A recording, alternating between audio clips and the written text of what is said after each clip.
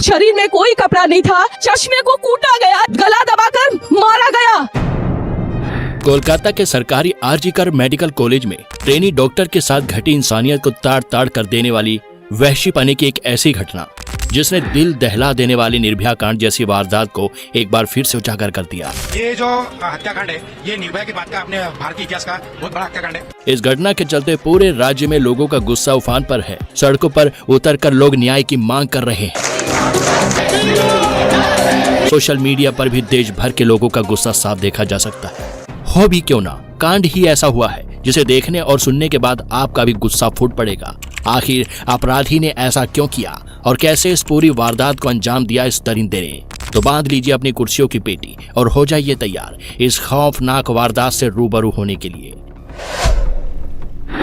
तमाम जानकारी के अनुसार ये पूरी घटना दो व्यक्तियों के इर्द गिर्द घूमती है। एक संजय रॉय जिसने इस पूरी वारदात को अंजाम दिया और दूसरी वो महिला ट्रेनी डॉक्टर जो कलकत्ता के आरजीकर मेडिकल कॉलेज में ट्रेनिंग पर थी। ये उसका सेकंड ईयर था। चलिए अब जानते हैं अपराधी ने इस जघन्य अपराध को कैसे अंजाम दिया। 5 अगस्त को संजय रॉय खड़गपुर के सलुआ में पुलिस वेलफेयर सोसाइटी की एक मीटिंग में हिस्सा लेने गया था। असल में संजय रॉय कोलकाता पुलिस में एक वॉलेंटियर की तरह काम करता था। 2019 में संजय पहली बार कोलकाता पुलिस के आपदा प्रबंधन समूह में बतौर वॉलेंटियर शामिल हुआ। कोलकाता पुलिस अपने ऐसे सिविक वॉलेंटियर को हर महीने एक खास रकम दिया करती है। बाद में संजय रॉय आपदा प्रबंधन से पुलिस कल्याण डिपार्टमेंट में चला गया। कुछ वक्त के बाद उसे वहां से आरजीकर मेडिकल कॉलेज और अस्पताल पुलिस चौकी में तैनाती दे दी गई। फिलहाल वो यहीं तैनात था। हालांकि वो सिर्फ एक वॉलेंटियर था, लेकिन इसके बावजूद वो अपनी बाइक पर केपी यानी कलकत्ता पुलिस का टैग लगाकर चलता था। यहाँ तक कि वो केपी लिखी टी शर्ट और कैप भी पहना करता था। सूत्रों के मुताबिक ये अपराधी यानी संजय रॉय कलकत्ता पुलिस के लिए ही काम करता था, इसलिए पुलिस के साथ उसके अच्छे संपर्क थे। इन्हीं संपर्कों का फायदा उठाकर ये अक्सर पुलिस बैरक में भी रुका करता था। पुलिस का वॉलेंटियर होने के नाते ही वो 5 अगस्त को खड़गपुर के सलुआ में पुलिस वेलफेयर सोसाइटी की मीटिंग में हिस्सा लेने पहुंचा था। यहाँ वो कुल 3 दिन रहा। सलुआ में 3 दिन रुकने के बाद 8 अगस्त की सुबह वो वापस कलकत्ता पहुंचा। कलकत्ता आने के बाद वो सबसे पहले आरजीकर हॉस्पिटल गया। संजय अक्सर सरकारी अस्पताल में मरीजों को दाखिला दिलाने के नाम पर एक दलाल की तरह पैसे भी वसूला करता था। 8 अगस्त को भी उसने इसी तरह एक मरीज को अस्पताल में भर्ती कराया। भर्ती कराने के बाद वो अस्पताल से चला गया। इसके बाद वो पूरे दिन अस्पताल में नहीं गया। 8 अगस्त की ही रात करीब 11 बजे संजय वापस आरजीकर अस्पताल पहुंचता है। यहाँ वो उसी मरीज को मिलता है जिसे दिन में उसने भर्ती करवाया था। अस्पताल आने के बाद वो उस मरीज का एक्सरे कराने में मदद करता है। एक्सरे कराते वक्त मरीज के रिश्तेदार भी साथ में थे। एक्सरे कराने के बाद संजय फिर से अस्पताल के बाहर निकल जाता है। अब तारीख 8 से 9 अगस्त हो चुकी थी, क्योंकि देर रात करीब 1 बज चुके थे।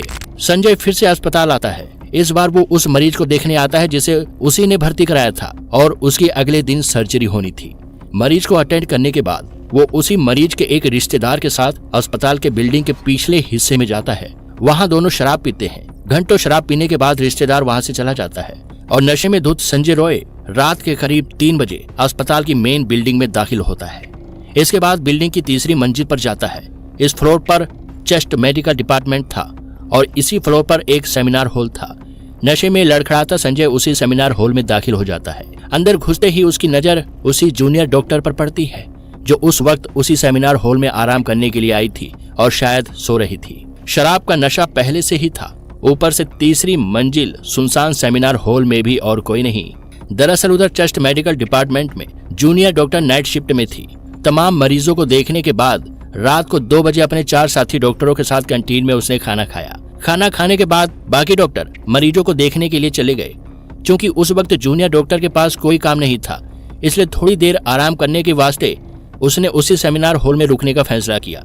जूनियर डॉक्टर रात करीब 3 बजे सेमिनार हॉल में पहुंची और एक कुर्सी पर आराम करने लगी। बदनसीबी से कुछ देर बाद ही शराब के नशे में अब संजय उसी सेमिनार हॉल में था और इसी हॉल में तमाम जद्दोजहद के बावजूद जूनियर डॉक्टर खुद को उसके चंगुल से आजाद नहीं करा पाई और वो वहशी दरिंदा अपने घिनौने अपराध को अंजाम देने में कामयाब रहा। सुबह के 4:37 हो चुके थे। इस तरह संजय करीब 40 से 50 मिनट तक इस सेमिनार हॉल में ही अपनी घिनौनी करतूतों को अंजाम देने के बाद अस्पताल से निकलकर 1 किलोमीटर पर मौजूद सीपी यानी कलकत्ता पुलिस के बैरक जाकर बेफिक्र सो जाता है। अब सुबह के करीब 8 बज चुके थे। ठीक इसी वक्त अस्पताल का एक स्टाफ तीसरी मंजिल के उस सेमिनार हॉल में दाखिल होता है। वहाँ उनकी नजरों के सामने जूनियर डॉक्टर की लाश पड़ी थी, वो भी बड़े ही खतरनाक तरीके से। थोड़ी ही देर में पूरे अस्पताल में हंगामा मच चुका था। कोलकाता पुलिस अब मौके पर पहुंच चुकी थी। मौके पर जूनियर डॉक्टर की लाश के साथ उसका लैपटॉप और मोबाइल पड़ा था। साथ ही घटना स्थल पर एक नेक बैंड ब्लूटूथ भी बरामद हुआ। लाश पर ऊपरी कपड़े तो थे, लेकिन नीचे कुछ नहीं।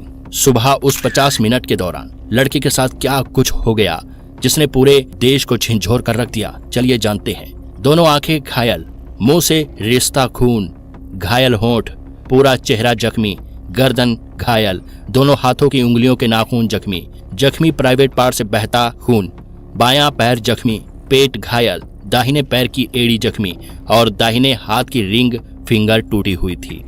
घटना स्थल पर लड़की घायल व अर्धनग्न अवस्था में जमीन पर पड़ी थी। उसकी टांगें इस कदर फैली हुई थी मानो टांगों को चीरा गया हो। जख्मों की ये वो लिस्ट है जो कलकत्ता में ट्रेनिंग कर रही जूनियर डॉक्टर के हिस्से आई है। खुद को और खुद की आबरू को बचाने के लिए जूनियर डॉक्टर ने तब तक लड़ाई लड़ी जब तक होश ने उसका साथ दिया, और जब तक वो होश में रही घायल होकर भी खुद को और खुद के आबरू को बचाती रही। लेकिन जख्मों की लिस्ट इतनी लंबी थी कि वो दर्द और होश दोनों से हार गई।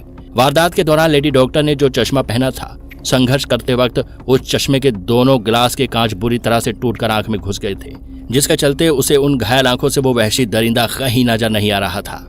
आंखें खोलकर देखने की हिम्मत वो गवा चुकी थी। वो लड़की फर्श पर बेहोश पड़ी थी और इसी बेहोशी के आलम में वो दरिंदा तब तक उसकी आबरू लूटता रहा जब तक उसकी सांसें थम नहीं गई। वो दरिंदा इस कदर नशे में था कि उसे यही एहसास नहीं था कि जूनियर डॉक्टर जिंदा भी है या नहीं। डॉक्टर शोर ना मचाए, इसलिए जब तक वो होश में रही वो उसका मुंह दबाकर उसकी चीखों को घोटता रहा। फिर मौका मिला तो उसके वही हाथ जीवन लीला को समाप्त करने के लिए उसकी गर्दन तक पहुंच गए।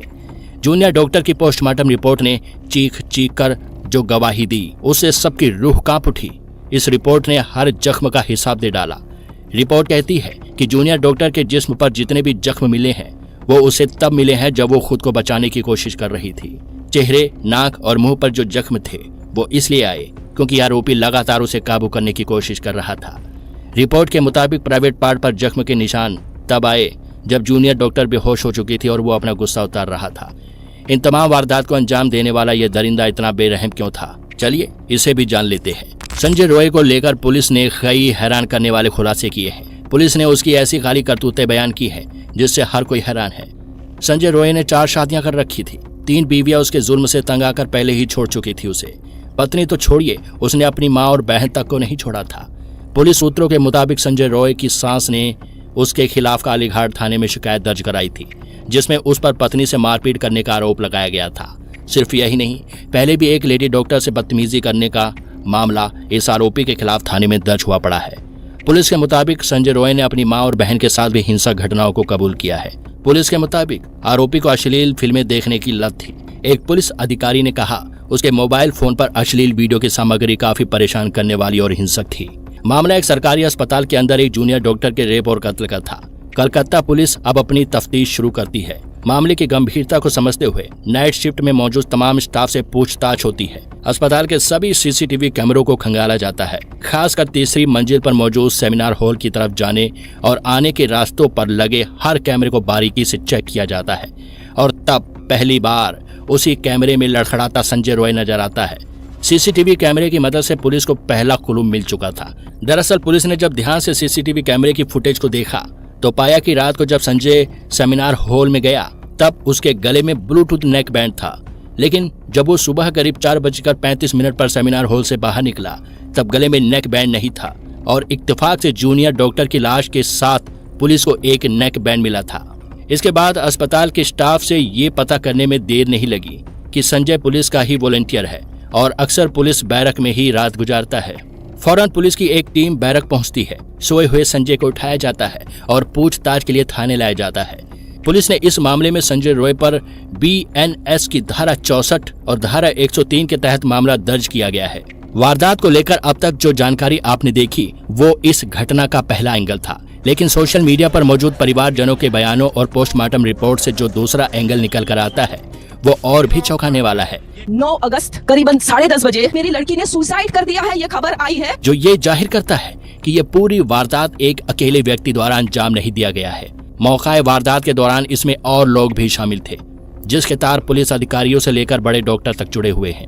वहीं परिवारजनों के बयान मुताबिक भी यह पूरा केस बहुत उलझा हुआ प्रतीत हो रहा है, क्योंकि घटना वाले दिन यानी 9 अगस्त को सुबह 10 बजे के करीब पीड़ित व मृतक लड़की के घर वालों को इस घटना की ये बोलकर जानकारी दी जाती है कि आपकी लड़की ने सुसाइड कर लिया है, आप जल्दी अस्पताल पहुंचो। और वहां परिवार वालों को जाने के बाद भी 3 घंटे तक लड़की की डेड बॉडी को नहीं दिखाया जाता। हाथ जोड़ती रही माँ बाप, हाथ जोड़ते रहे, हमें एक बार दिखाओ, हमारी बच्ची का मुंह एक बार दिखाओ, हमको नहीं दिखाया गया। जबकि समय बीतते बीतते यानी पोस्टमार्टम रिपोर्ट आने तक यह मामला कुछ और ही रूप ले चुका था। शरीर में कोई कपड़ा नहीं था, पैर दोनों राइट एंगल में मिला गया, चश्मे को कूटा गया जिसकी वजह से आंखों से खून निकल गया, गला दबाकर मारा गया। वहीं दूसरी तरफ गुस्से में बौखलाई जनता का आक्रोश व न्याय की मांग को लेकर पकड़ते जोर को देखते हुए हाईकोर्ट द्वारा अब ये केस सीबीआई के हवाले कर दिया गया है। जी हाँ, सीबीआई ने अब ये केस अपने हाथ में ले लिया है, जो जल्दी ही इस पूरी घटना की सच्चाई से पर्दा उठाएगी। आखिर सच्चाई है क्या? कहीं ऐसा तो नहीं कि इस केस को रफा दफा करने या केस को उलझाने के लिए पुलिस द्वारा संजय राय नाम के व्यक्ति को बलि का बकरा बनाया जा रहा हो? सीसीटीवी कैमरे की फुटेज और वारदात की जगह पर मिले सबूत संजय रॉय को फंसाने के लिए तैयार किया गया जाल हो? कुछ भी हो सकता है। बाकी आपका इसके बारे क्या कहना है, हमें कमेंट बॉक्स में जरूर बताएं।